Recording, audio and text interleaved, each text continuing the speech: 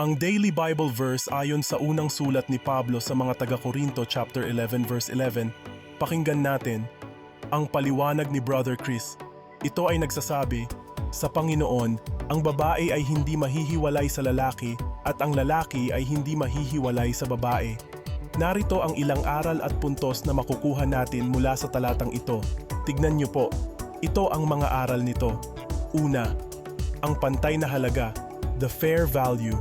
Ang talata ay nagpapahiwatig ng pantay na halaga ng lalaki at babae sa paningin ng Diyos. Walang isa na mas mataas o mas mababa kaysa sa isa. Pangalawa, ang interdependensya. Ang talata ay nagpapahiwatig ng interdependensya ng lalaki at babae. Hindi sila kumpleto ng mag-isa at kailangan nila ang isa't isa upang makamit ang buong potensyal ng kanilang pagiging tao. Pangatlo, ang pagkakaisa, the unity. Ang talata ay nagpapahiwatig ng pagkakaisa sa pagitan ng lalaki at babae. Dapat silang magtrabaho ng magkasama sa pagtatayo ng isang masayang pamilya at isang maunlad na lipunan. At ito naman ang mga puntos. Una, ang pagiging lalaki o babae ay hindi nagbibigay ng anumang kapangyarihan o autoridad sa isa't isa.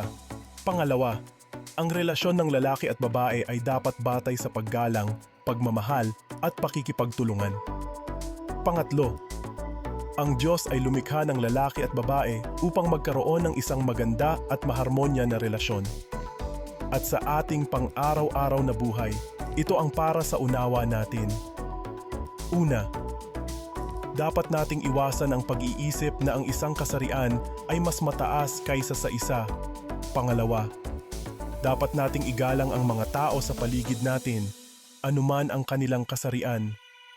Pangatlo, dapat tayong magtrabaho ng magkasama upang itaguyod ang pagkakaisa at pagmamahalan sa ating mga tahanan, komunidad at lipunan.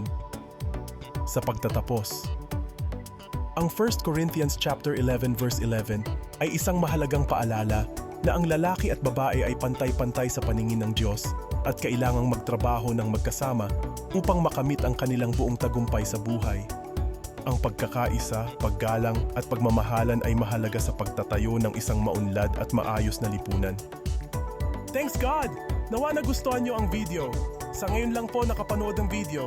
I follow niyo po si Brother Chris sa kanyang YouTube. Please subscribe at Bro Chris channel at follow sa kanyang Reels at Like. Subscribe, share and comment. Thanks for watching and listening. God bless you. The Word of God is a guide in daily life.